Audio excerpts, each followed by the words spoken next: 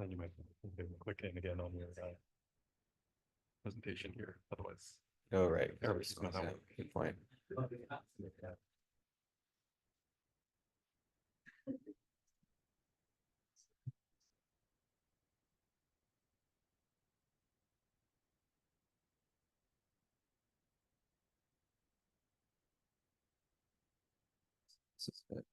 Shoot.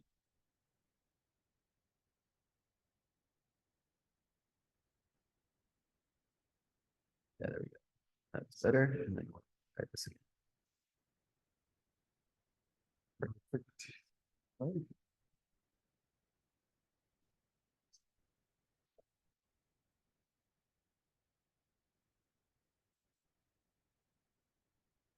Hi, everyone. Welcome to the seminar today.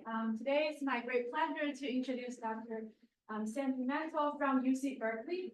And yeah, I can introduce him without having to read from my phone since I know him well. So he's an expert in causal inference and with especially expertise in matching, weighting, and sensitivity analysis. And today, Sam will talk about his new work on design sensitivity. And Sam graduated from Penn Statistics and then was awarded with several awards and notably the NASA Career Award. And without further ado, let's welcome Sam. Thanks so much, Ting, and thanks for the invitation to be here. I've had a lovely visit today, so thanks for the warm welcome. Yeah, really looking forward to sharing some work today. This project that I'm going to be talking about is a collaboration with Melody Huang and Dan Soriano, both of whom are former Berkeley PhD students. Melody is now an assistant professor in the political science department at Yale, and Dan is at Novartis. I also want to acknowledge support from the NSF. And if you're the kind of person who likes to follow along with a paper while you read a talk, then the archive preprint is linked here. There's some new slides at the end of my talk that haven't been worked their way into the paper yet, but most of what's in there is tracks closely with what's in the talk. All right, so I want to start off with a substantive data kind of science problem that motivates a lot of the choices and the analyses in this project. This is a political science example, and I know we're in a biostatistics department here, but trust me, I think there will be some interesting takeaways from this, even if political science isn't your thing. So in 2016, the Colombian government reached a historic peace agreement with the Revolutionary Armed Forces of Colombia, and they'd been fighting the civil war for decades. So this was a really big moment when finally the two sides were coming together to end things. They worked out this agreement and it went up for a national vote, and the vote actually failed narrowly. So people across Colombia voted and a slim majority disapproved of the peace agreement. So the good news here is that they were able to renegotiate the peace agreement, and through a legislative process, they did put it into effect and end the war. And so there was still kind of a happy ending here. But this is an interesting moment for political scientists because not just because the result was a little bit surprising based on what commentators had thought would happen, but also because there was a huge degree of heterogeneity in how people voted. So this map is showing different municipalities of Colombia, and it's showing the vote share in favor of the peace agreement using these color codes. The high end of the scale here is 96% support for the peace agreement, and the low end is 19%. So tons and tons of heterogeneity here, and political scientists who care a lot about why people vote the way they do, they were really interested in understanding this heterogeneity. So two hypotheses I'm going to think about today. One hypothesis is that the violence associated with the civil war in Colombia was very geographically localized. And so maybe people who are exposed to this violence really want to end the war, and those who are completely insulated from it feel very differently and aren't motivated to enact the peace agreement. A very different hypothesis is that this is really a story about the president of Colombia, who was elected in 2014 and was the key figure in the government's negotiations to lead the peace agreement. The thinking here is that people who liked the president and voted for him in 2014 also liked his peace agreement and voted for that, and people who oppose the president also oppose everything he does, including the peace agreement. So I'm going to try and test both of these hypotheses empirically, and to do that, I'm going to adopt the formal framework of causal inference. So basically, by doing this, I'm asking you to think about counterfactual versions of the 2016 Colombia election, where we imagine going into Colombia and intervening in some way to change the pattern of how which municipalities were exposed to violence, or change the pattern of which municipalities supported the president. And we'll see how that would we'll think about how that would have made this map look different and how vote shares would have manifested differently in the 2016 election. So just to be a little more precise here, I am going to focus on a binary version of treatment. And so here, we're essentially going to work with two treatments throughout this talk: exposure to violence, presidential support. Obviously, neither of those is binary to begin with, but I'm going to simplify things, I'm going to think about it as a either exposed to violence or not, either supporting the president or not. And I'll circle back to the choice of how exactly I binarize later in the talk. It will come up in an interesting way later. But for now, we're basically going to assume for each municipality we've got either a treatment or a control. And then for each municipality, we'll also have two potential outcomes. Y1, which is how this municipality would have voted under treatment, and Y0, which is how it would have voted under control. And I'm going to go ahead and try to estimate the average treatment effect across the treated. So this is essentially for something like exposure to violence. This is saying, I want to know the impact of exposure to violence on the vote share among the kinds of regions that tended to be exposed to violence. All right, so how do we go about estimating this thing? Well, before I talk about how we actually do it, let me talk about a hypothetical, idealized sort of study where it would be very easy to measure this, and that's a randomized experiment. So it's getting a little weird to talk about a randomized experiment in the context of this example, but bear with me for a second. If we had somehow had the power to choose for each municipality in Colombia via a random process, such as a coin flip, whether it would be treated or control, and we did this sort of uniformly at random for each region, this would make our lives very easy when it comes time to estimate the treatment effect, right? These random coin flips are going to be totally blind to which regions are large and populous, which ones have strong economies, which ones are high in altitude, which is an important dimension of variation in Colombia. And they're basically going to put roughly equal numbers of these different kinds of municipalities in both groups. And that means that when it comes time to do estimation, any systematic difference we see between vote shares in the treated group and the control group has to be due to the treatment itself and not to any of these baseline differences. On average, these things will be balanced in large samples. And so we can use simple difference in means to estimate our treatment effect, and that works great. In real life, of course, nobody did a randomized experiment here. There's a very complex process by which certain regions were exposed to violence and certain regions supported the president. For violence in particular, you can look at the data and you can see some of the systematic patterns. Regions exposed to violence tended to be much poorer, much less populous, much higher in elevation. So we know that we expect baseline differences in the vote shares, essentially here. We wouldn't expect the difference in means to give us a clean estimate because even if there's no effect of exposure to violence, the kinds of regions exposed to violence would probably tend to vote differently than those not exposed to violence. So what we end up trying to do here instead of the difference in means is a weighted estimator. We're going to keep the same first term. We're just going to take the simple average of the treated vote shares. But among the controls, we're going to introduce these weights, W hat. And for each municipality, we're going to either give it a large weight or a small weight that's going to sort of reshape the population that we're thinking about here. More specifically, what we're doing is for each municipality we're looking at its pretreatment covariates. We're looking at things like its demographics and its elevation. And we're saying, do you look like the kind of municipality that was in the treated group? If you do look like that kind of region, we'll give you a large weight. If you don't, we'll give you a small weight. And if we do this carefully, then we should make our groups look similar at baseline, enough that any systematic difference here must be due to treatment. So that's the big idea. In terms of how you actually specify these weights, that's a whole other conversation and something I'd love to talk about. For the purposes of the talk today, you can think about this as just fitting a propensity score or a model for treatment in the covariates. And then if you take the right transformation of the propensity score, basically that turns out to be a good way to do this weighting. By the way, I'm working with W hats here. In practice, right, you're going to estimate these things in sample and come up with an estimator from your sample, but I'm also going to define a population version of these weights that will be handy later in the talk. Okay, so that's the big idea. We have observational data, so things are confounded, but we can do weighting. Hopefully that fixes the confounding.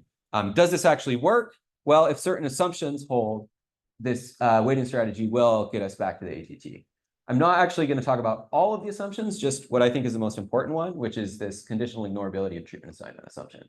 This is also known as no unobserved confounding or selection on observables, has a bunch of different names in different literatures. But it basically says we have measured enough important covariates here that once we narrow down to comparing regions with same values for all these covariates, it's essentially now random who gets treatment. And there's no systematic link anymore with the what we expect the vote shares to be under control.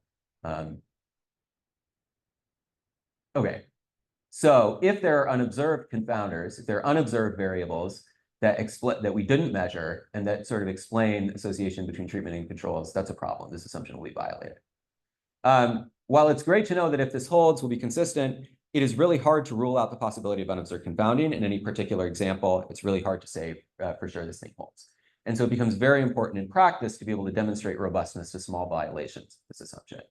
And that brings us to sensitivity analysis. So the word, sensitivity analysis can mean a lot of different things in a lot of different literatures. When I'm talking about sensitivity analysis today, I mean specifically checking to see if your analysis is robust to small violations of this assumption specifically.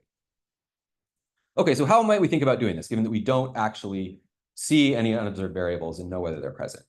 What we can do is we can say, okay, let's imagine that, unfortunately we were wrong, the conditional ignorability does not hold, and there is some unobserved variable that we should have put in the set, but we didn't see it, and so we couldn't do that. What that means is that our weights are going to be wrong. We estimated these W's, but W isn't actually what we want. Instead, we want this W star, which is something that depends also on the unobserved confounders and will remove all of the confounding. But we're going to assume that W and W star are not too far apart from each other. We'll lay down some error metric that describes how different two sets of weights are from one another, and we'll say W and W star are going to be bounded and how far they're apart. So we didn't get the right weights, but we got close. And obviously, you can make this bigger if you want to allow for more unobserved confounding. Once you've defined this family of possible true weights around the weights you actually got, you can then think about the treatment effects associated with those weights. And what you're really interested in is this thing called the effect interval, which says, given that we have a certain degree of error in our weights, how is that going to influence our treatment effect estimate? And how wide is the interval of possible true effects among this family of possible weights? The bigger this is, the more sensitive your study is, the less robust your results are. So again, this is a population quantity. This W is something we don't directly observe. We just estimate it. So in practice, we're kind of wrapping a confidence interval around this effect interval and working with that.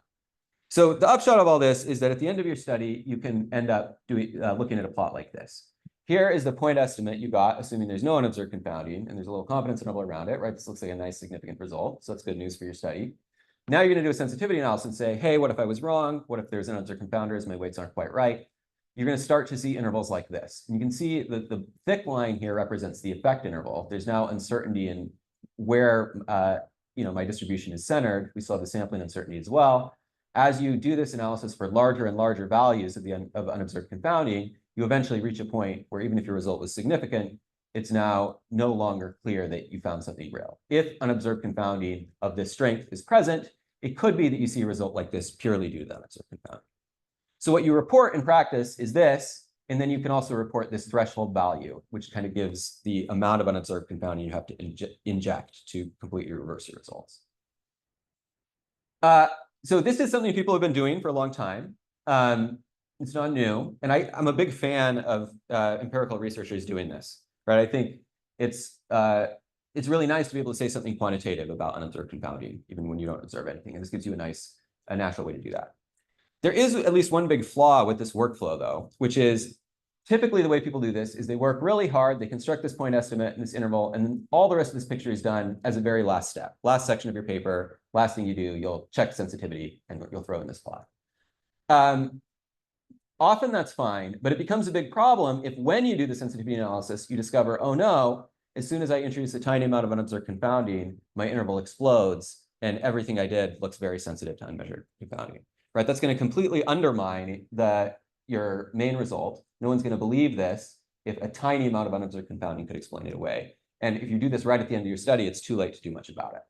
So my goal today is to develop some way for researchers to anticipate what this picture is going to look like before they finalize their study design. We're talking about observational studies here. So when I say study design, I don't mean you actually get to randomize your treatments. I mean, you have a data set and you're deciding how to set up the weights, how to define things, just all the other things that go into constructing this observed estimate. What I would like is for a researcher to be able to tell a bit what this picture is going to look like. And if this analysis tells them, hey, your study is going to be very fragile and you're going to get these quickly exploding effect intervals, it may give them a chance to think about what to do better. So that's the plan for today. I'm going to talk about this concept, design sensitivity, which plays this role. It's something you can compute in advance of your study. It will give you a sense for how robust your analysis is likely to be. I'm going to show you sort of how we construct this, building on the idea of power and how we can compute it in the Columbia study for our 2 different treatments. And then, in my mind, what the really interesting part is once you have this, you can start to think about all the different things you could do differently, all the different ways you could design your study. And you can now think about what the implications of those choices are for the sensitivity analysis, not just for the initial effect estimate. And we're going to explore how those things play out in the Columbia study as well. All right, so that's the roadmap. I'll pause just for a second here before I go forward. Take a question here if anyone has one.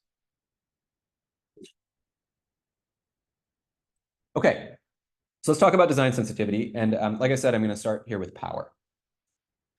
So when we have a hypothesis test and a confidence interval that goes along with it, right, you can think about the power as the probability that the confidence interval excludes 0 under some favorable situation.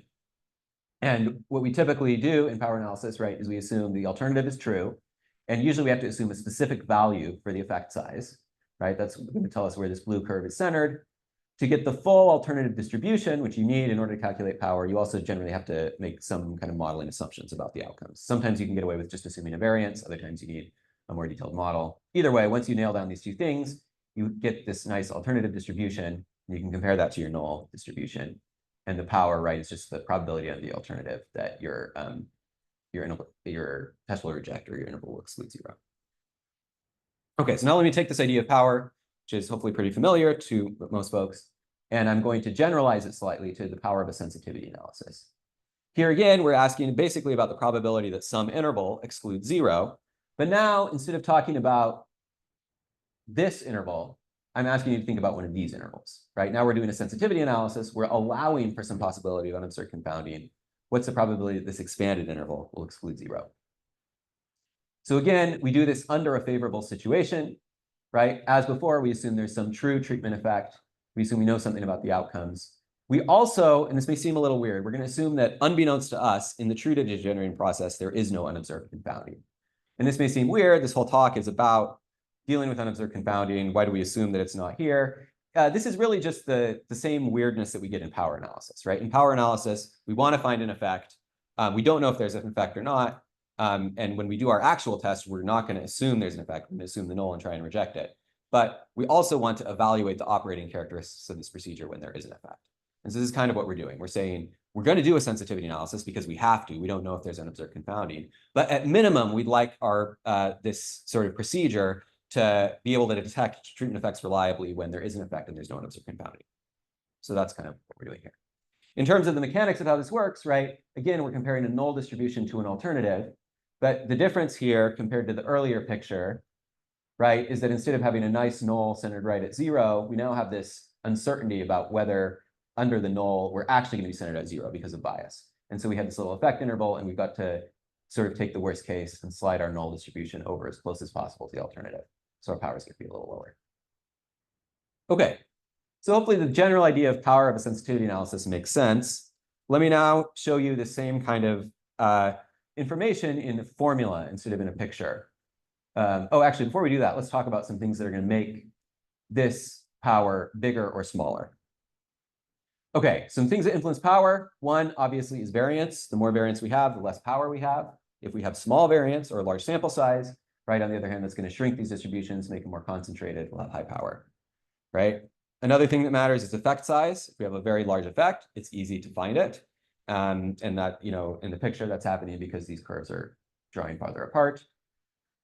A final thing that is specific to power of a sensitivity analysis that matters here is the sensitivity parameter. How much unobserved confounding are we going to allow for when we do our initial test? If we allow for more, that's going to make this effect interval wider. It's going to move the null distribution closer to the alternative, and it will now become harder to reject again.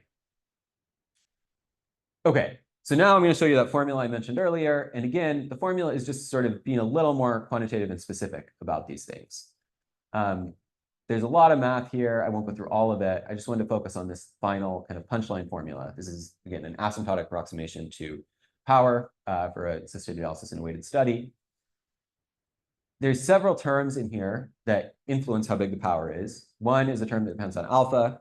I didn't mention this in the previous slide, but the more stringent we are about when we reject, the lower the power will be. Not a big surprise there. There's a couple of variance terms in here. Again, we know how variance influences power. The most interesting part of this formula is this last bit, the root n times this xi term minus tau. The xi and the tau here are respectively, when we start with the tau is the true effect size under the alternative. So the bigger this is, the bigger we're saying our true effect that we're trying to detect is. And the xi is the top of the effect interval, the part of the effect interval closest to the true effect.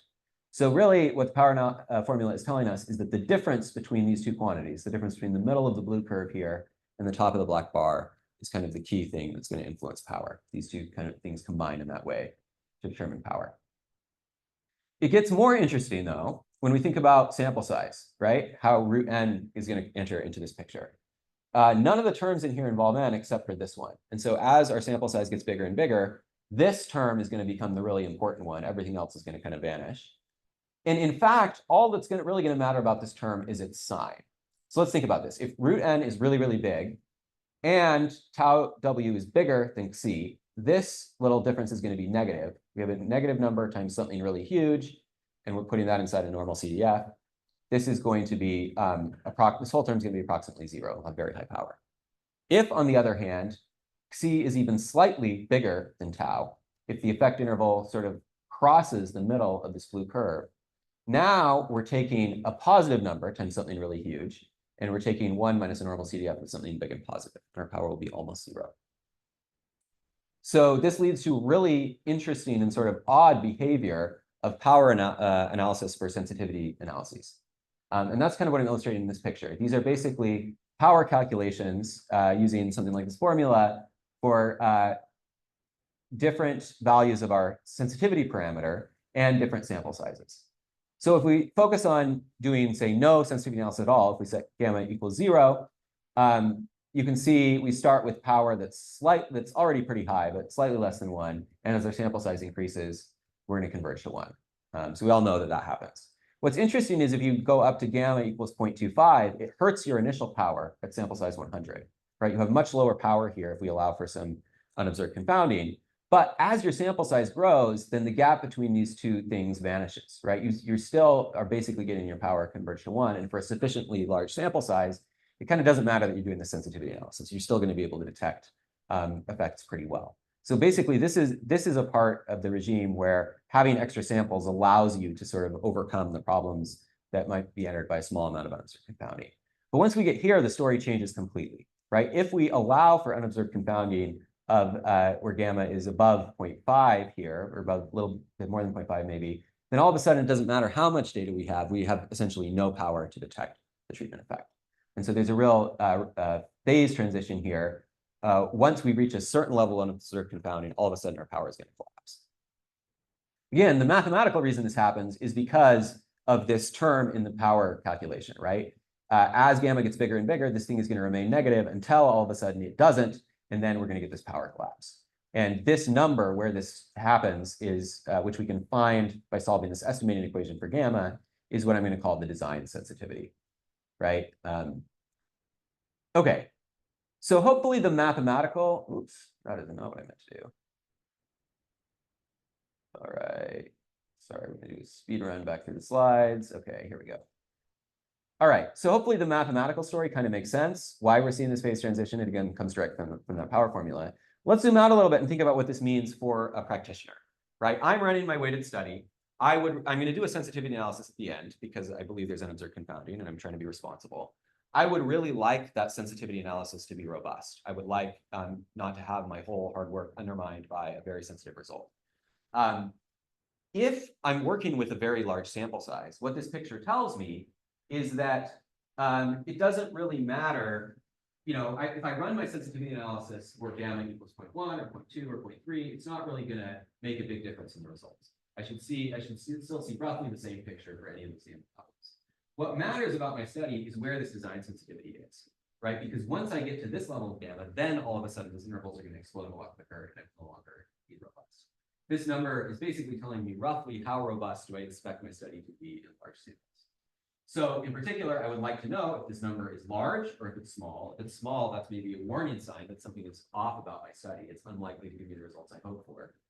I would also like to know if there's anything I can do to push this wall further to the right and make my study a little more robust to unobserved confounding. Okay, so this is kind of the high-level motivation for what I'm doing. The rest of the talk is basically about, in a particular study, how do we come up with this number? How do we anticipate, in particular, how do we come up with this number before we run the actual study so we can look ahead and make a decision? And then what decisions might we want to make? How can we maybe make this number bigger and protect ourselves a little more against high sensitivity to unmeasured confounding? All right, the next step is to actually come up with design sensitivity. Again, maybe I'll pause, drink. Now's a good time for a question. Okay, moving on then. The first thing we have to figure out here is how we're actually going to do sensitivity analysis. So far, I've given you a very abstract definition of sensitivity analysis, right? I've said, okay, we got some weights, we got some other weights, we got some error metric that I pulled out of a hat and some parameter. I haven't told you at all what this gamma means, right? In real life, we have to be specific about these things. We have to come up with some interpretable way to describe how much unobserved confounding there is. And the reason I've been hand-wavy about this so far is because there's actually a lot of ways to do this. There's several different ways we could choose an error metric and a parameter here. And I want to make the point that design sensitivity is as a general idea that isn't specific to a particular framework. But now let's go ahead and pick a framework. And we're going to pick a framework called the variance-based sensitivity model, which my co-author Melody and I actually developed as part of previous work. So the idea of variance-based, the variance-based sensitivity model is to say, hey, how should we think about the error between the true weights we wanted that depend on unobserved confounders and the weights we actually got? Well, these weights are going to be a little more variable. They depend on extra variables that we did not see because they were unobserved. So the variance of these weights is in general going to be higher than the variance of these weights. And we'll think about the difference between them by thinking how much higher is that variance. We'll take a ratio between these two things, and we'll basically talk about the variance in the W stars unexplained by the variance W's using an R-squared parameter.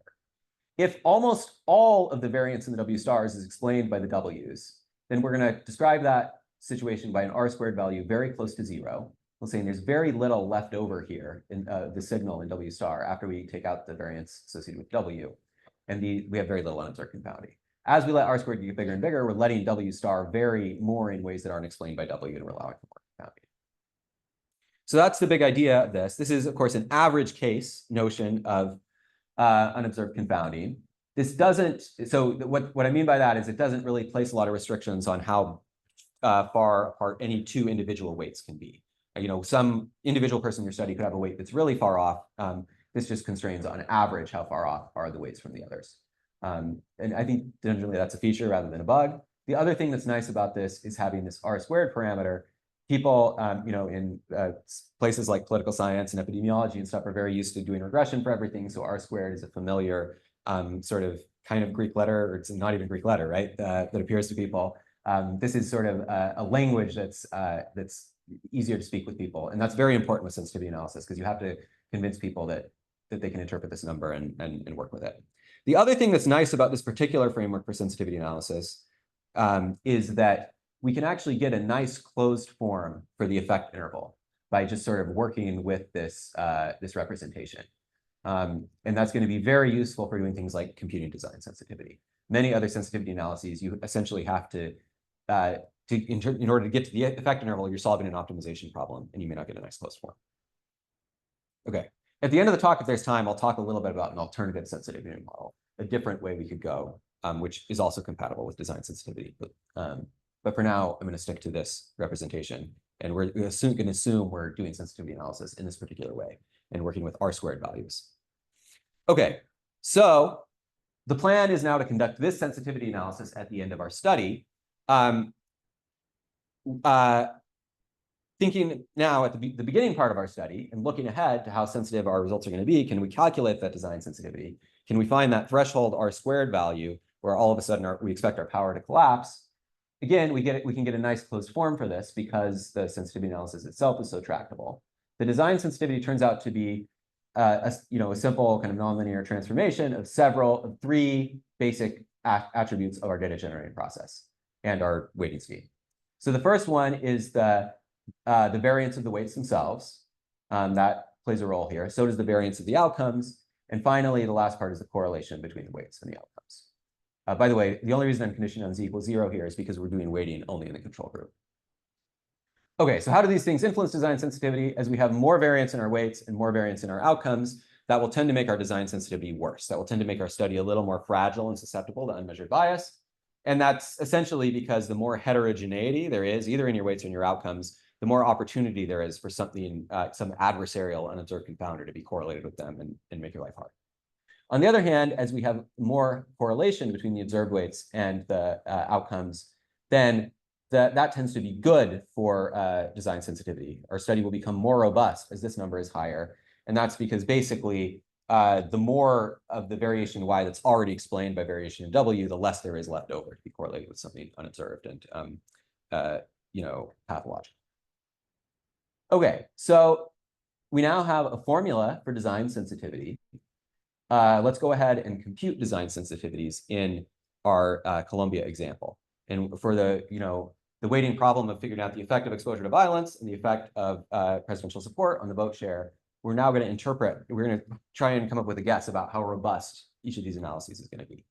There's one more final detail that I should kind of mention here before we get into the actual calculations, which is the promise that I gave you at the beginning of the talk is this is something you can calculate in advance, right? It's sort of like power. It's something you're doing upfront to help you make good decisions before you commit to a particular estimation strategy.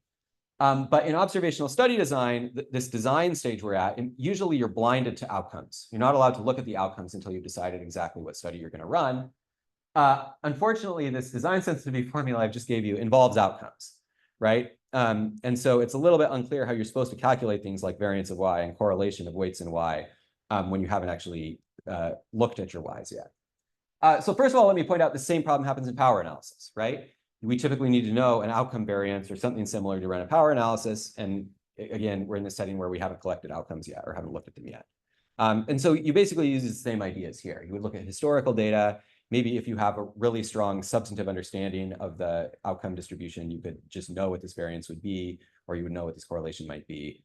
In practice, what we recommend generally is taking, if you don't have historical data, take a pilot sample, like a tiny random sample of your control group, right? And then you can estimate these things directly from the pilot sample. Okay, so using that kind of general idea, let's go ahead and estimate design sensitivities for the two Columbia treatments. So let me first show you this plot, which is, well, this is the plot I'm mostly going to talk about. So let's start with this one. In this plot, I cheated a little bit, and I used actually the full outcome information here that we would actually need in real life to run our estimator. So this is a little too precise. But if we had taken a small random pilot sample instead, we basically would have gotten pictures quite similar to this. So hopefully you buy my argument here that it's reasonable to look at these pictures. Okay, so what are these pictures actually telling us?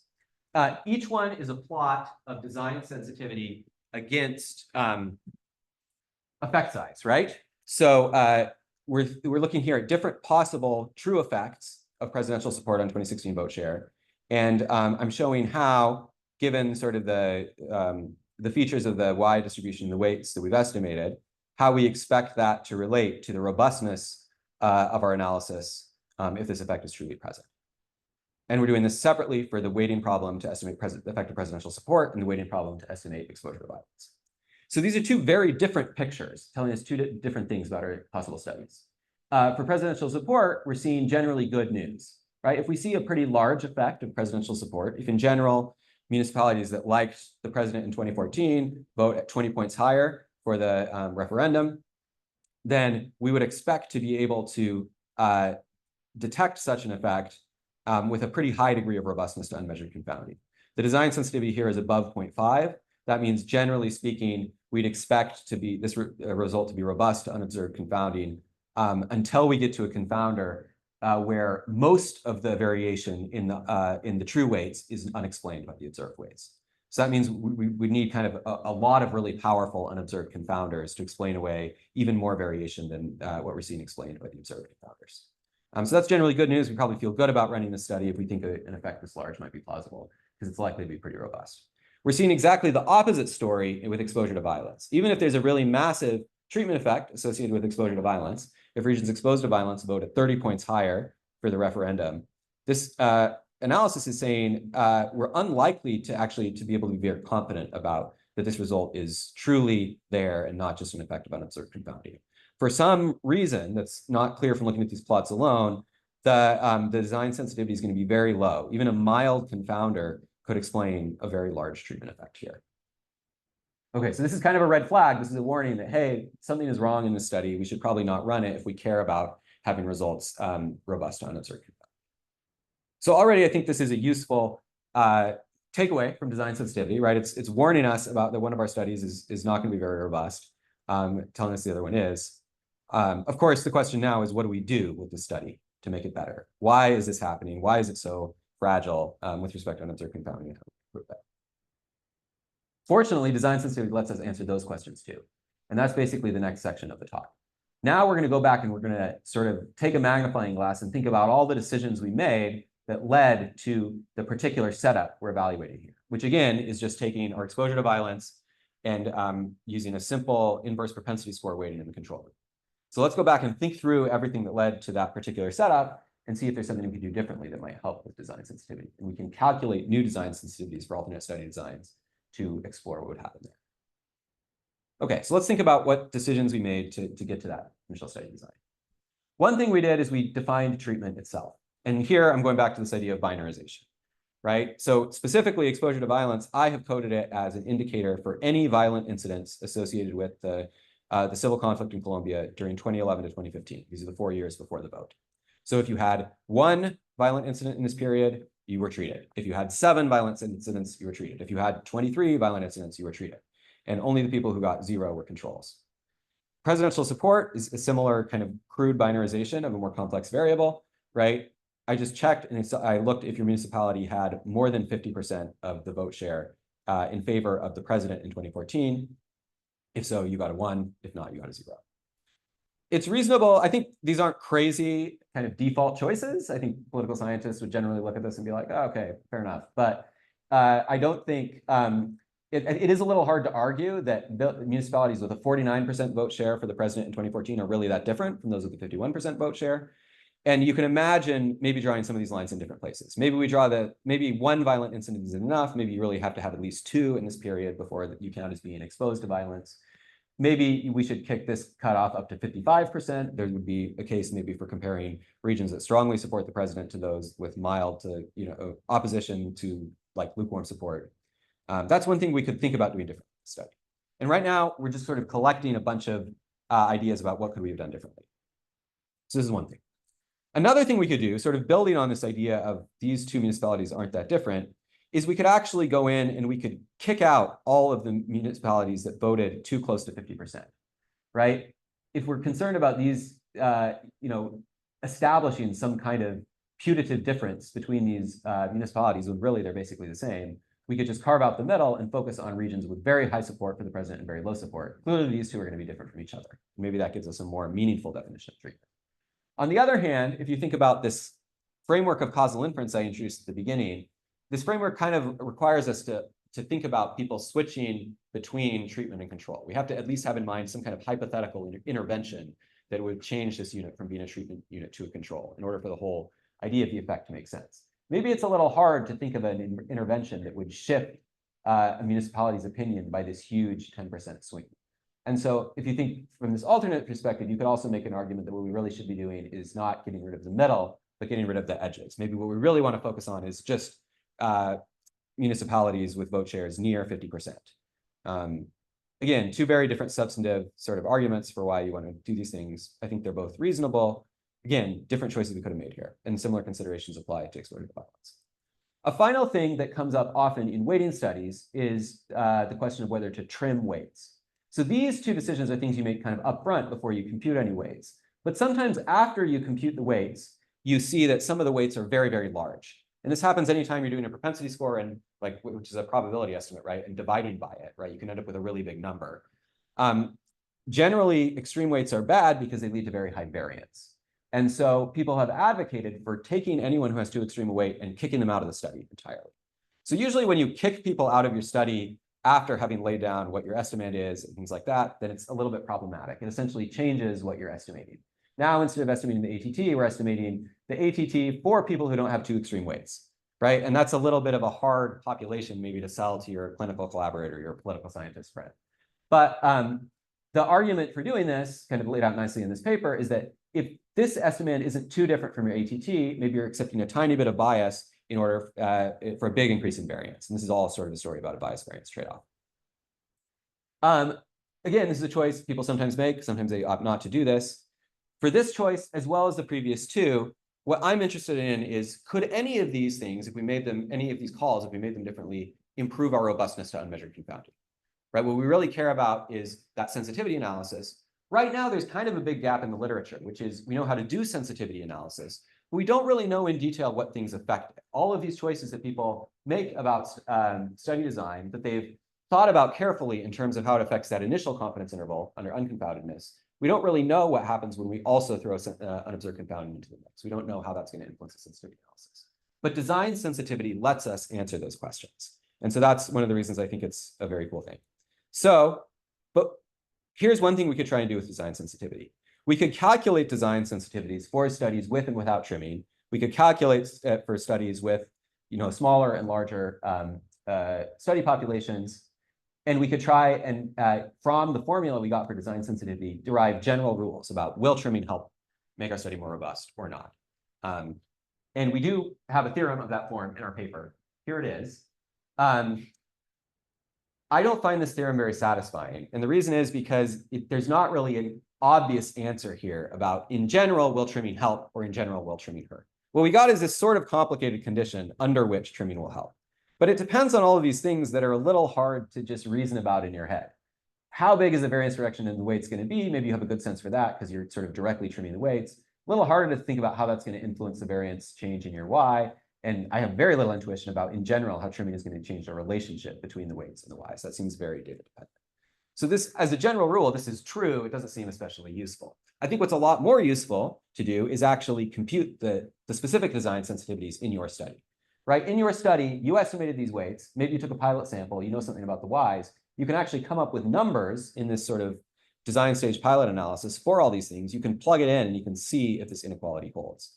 And you can go beyond that. You can actually look at the specific design sensitivity numbers. And so that's actually what I'm about to go do now.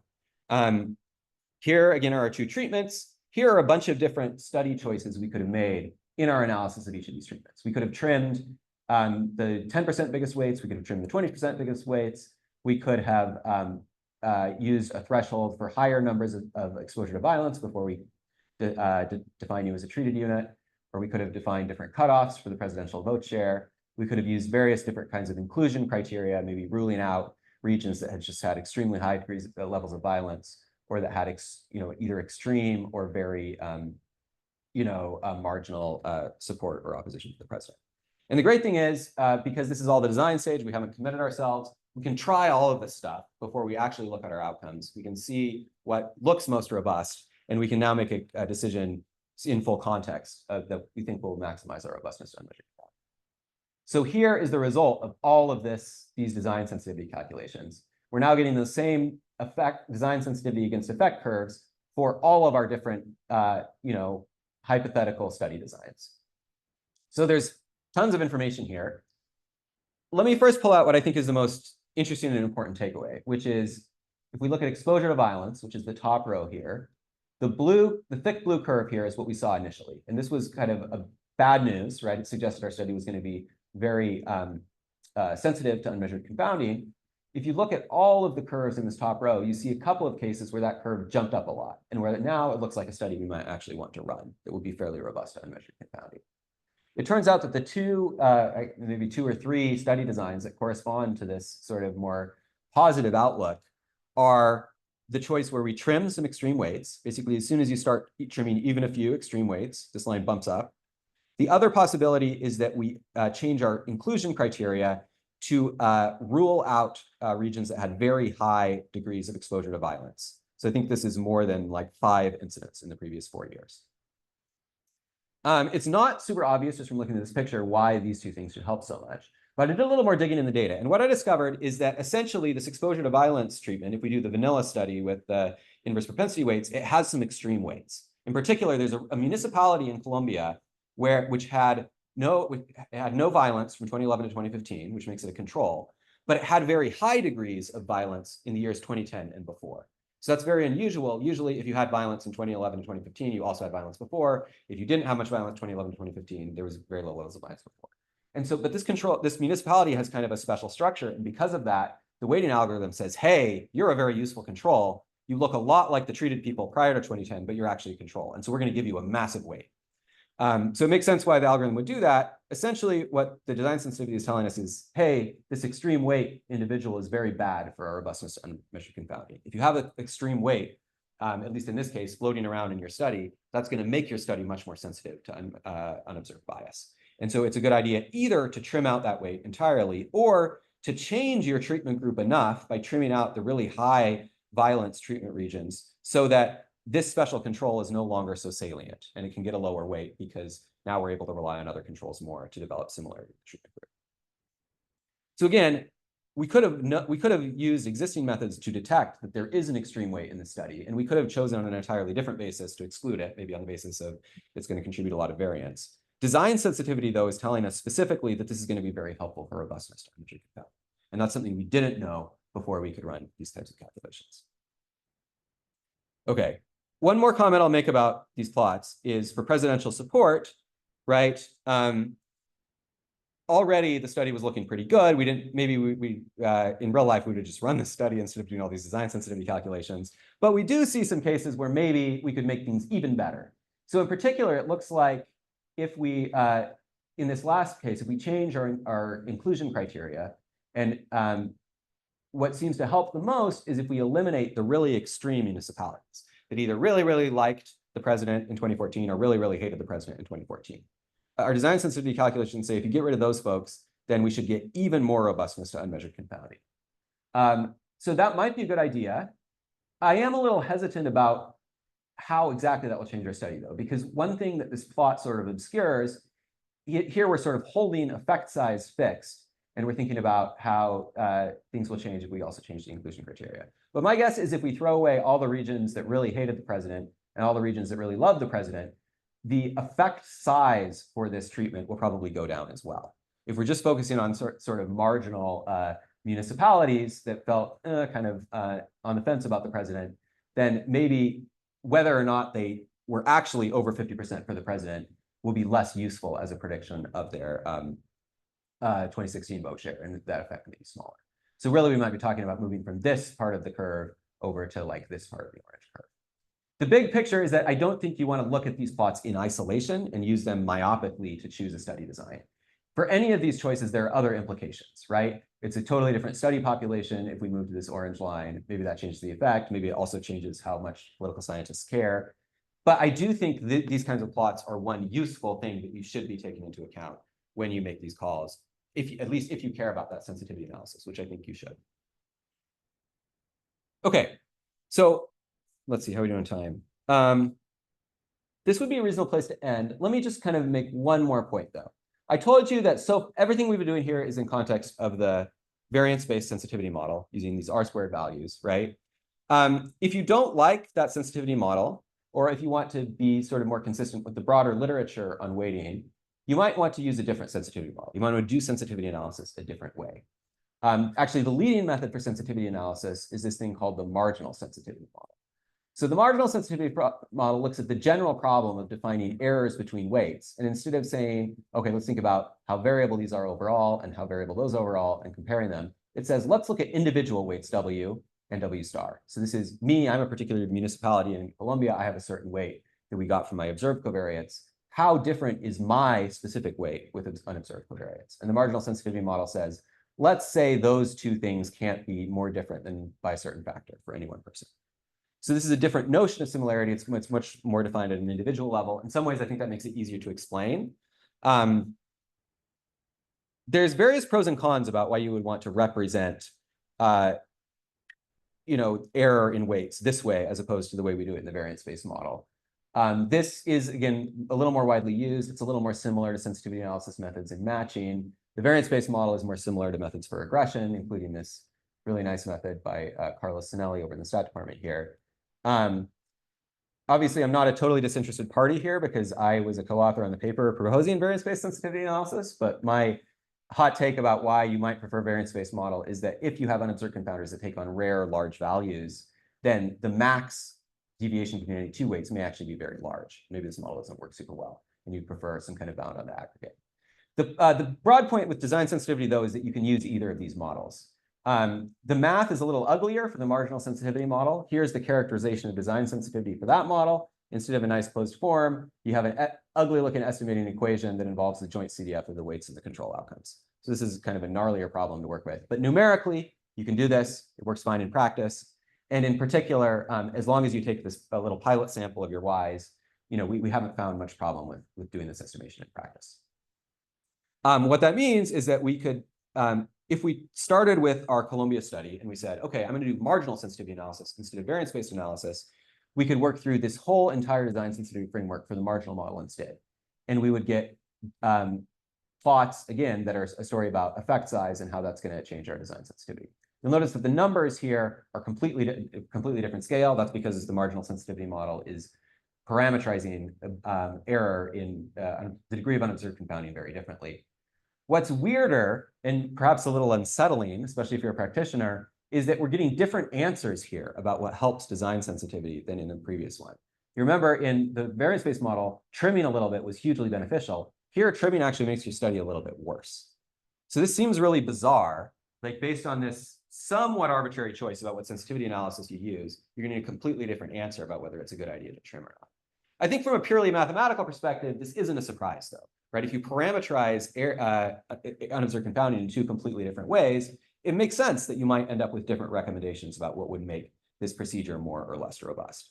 But I think this points to sort of a gap in the methodological literature, which is we don't really have great guidance for practitioners about how to choose a sensitivity analysis method. So far, it's been like, is there a sensitivity analysis method at all? If there is, use it.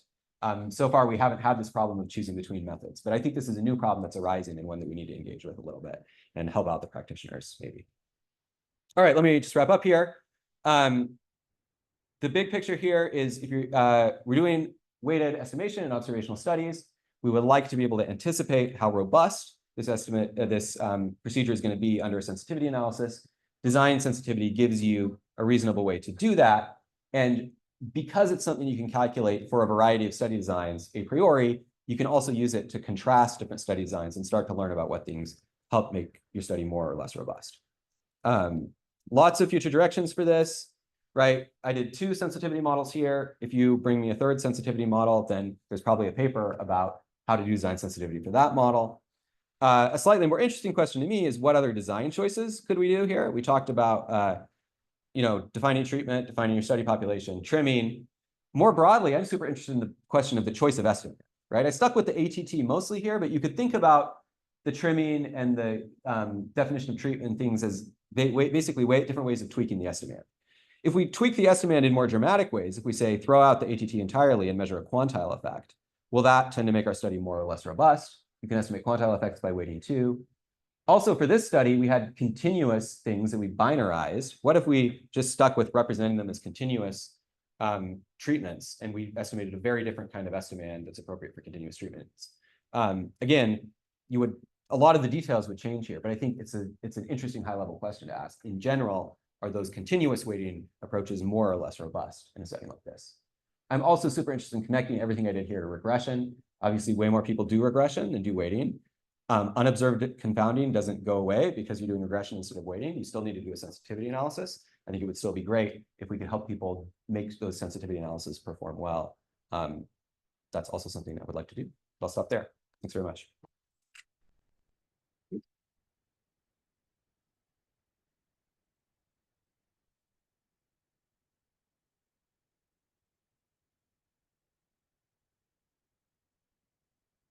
No, this one's your work. Yeah, that's a great choice. Honestly, I don't think it's a little bit of just kind of a knee-jerk thing that this is often what people estimate in political science. Again, these I guess ATT maybe not quite as common as ATE, but if you're doing just a simple regression, if you're doing an OLS fit to something like this, then typically what you're estimating is some form of ATE. And so again, I think this is a case, and this is one of the reasons I'm super interested in this question, is I feel like as statisticians, we often have this model that we come to our collaborators and they have a particular estimand in mind. And we extract from them and their substantive knowledge that estimand, and then we go and estimate it using our statistical tools. I think in real life, when social scientists come to a problem and they're trying to quantify it, they end up estimating whatever estimand is handy to estimate with the tools they have available. So I think there's much less sort of principled sort of thought going on about the choice of estimand. I really think this is something that's a little more in our court as statisticians and something we can recommend. And maybe a good basis for recommending things is robustness and not just actual interpretation of the fact itself. One question from Andrea. Have you considered the impact of violation of SUPA? Yes, that's a great question. So in particular, right, I showed you this map, right? So usually in statistics talks, when you start with a map like this, you're thinking about spatial statistics or something like that. And the idea that, hey, these two municipalities are next to each other, right? You know, what does that mean about one being exposed to violence and the other being exposed to violence? It's a good question. So here's sort of my answer that defends why I didn't think hard about SUPA and present that as a fundamental part of the analysis. I think that what we're really talking about here is less the geography and more like the political structure, right? Municipalities are separate political entities. They aggregate votes there. They choose political leaders within the municipalities. I think to the degree you can hope for any kind of independence, these are reasonable separated units.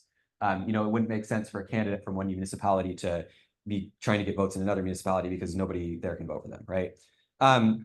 It's a fair question, though. In particular, right, you can imagine people have friends in the municipality over, right? If their friends are exposed to violence, then maybe they feel differently, even if they personally weren't exposed to violence. So I think this would, yeah, maybe there's a different kind of sensitivity analysis that we could be doing here, which is to think about possible interference effects across municipalities. I'd have to think a little bit harder about how exactly you do that sensitivity analysis. It sounds kind of hard, but I agree that it's probably an important robustness check just to make sure that we're not seeing really big kind of geographic effects.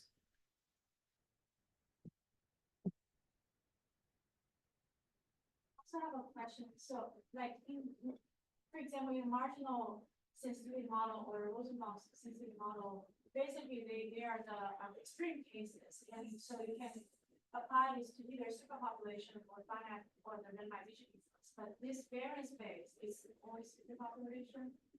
Yeah, great question. So the short answer is yes. This is only a superpopulation approach. I guess maybe I'll push back a little bit on the idea that the marginal sensitivity model works, is kind of fully flexible about being a superpopulation or a finite sample model. It's definitely true that in a matching setting, sorry, where's my slide that I'm going here, that you could define something like this and that you can work with it all in a finite sample framework. But I think that when you try and apply this framework to weighting, I think you still end up having to make superpopulation assumptions in order to make any progress, right? In some sense, I think the whole identification strategy that you're adopting when you do weighting in an observational study, at least, relies on being able to, in particular, at minimum, it relies on being able to estimate propensity scores, right? And so, and in particular, the way, you know, this Zhao paper, which is kind of one of the key papers describing how to do this, the way they do uncertainty quantification for this sensitivity analysis, the way they get the error bounds on their effective interval is they bootstrap. And if you're bootstrapping, then I think you're back in superpopulation world. So I would be super interested to see an account of inference for weighting that was able to avoid this superpopulation assumption. I think if you had such a procedure, this model would be better suited to working into that framework. But I think the state of the art right now is everyone's doing superpopulation all the time in weighting. So I don't see a lot of difference between these two.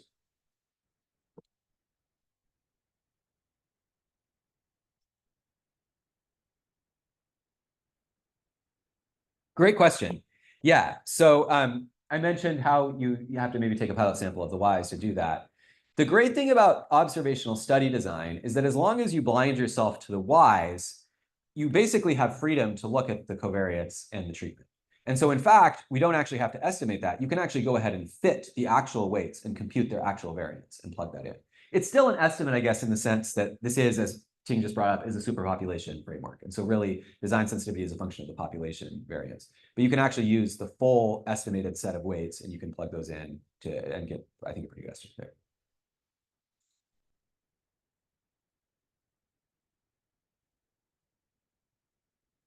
So you mentioned the issue of having, like, say, family members, different states, and you mentioned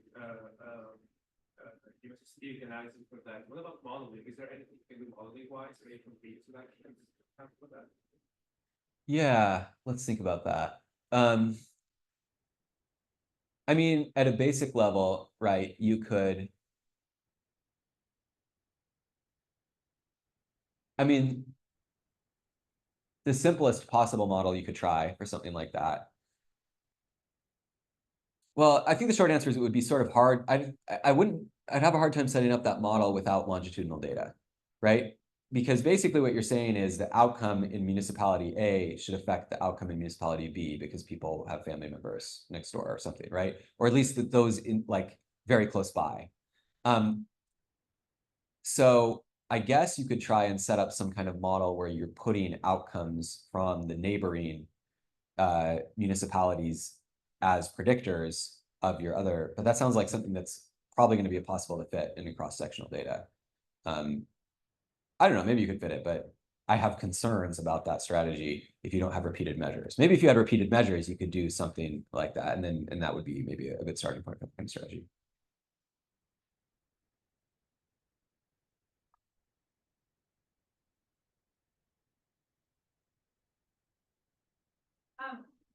Do you have results for the analysis that you were initially setting out to do in this period? Great question. Yeah. So we did do the analysis, and the reason I didn't show it is because basically the effect of exposure to violence is not significant to begin with. And so, we didn't actually end up doing a sensitivity analysis there. It's just not really there. The effect, actually, the effect of presidential support is significant and fairly large. And this is actually that analysis. The point estimate was something around 28%. And I don't remember for sure if this is the exact threshold value we got, but it was basically something like this. So the clear takeaway from the weighting analysis is that the presidential support hypothesis has a lot more kind of empirical data backing it up than the exposure violence hypothesis. Yeah, thank you, Sam, for a wonderful talk. Thank you so much.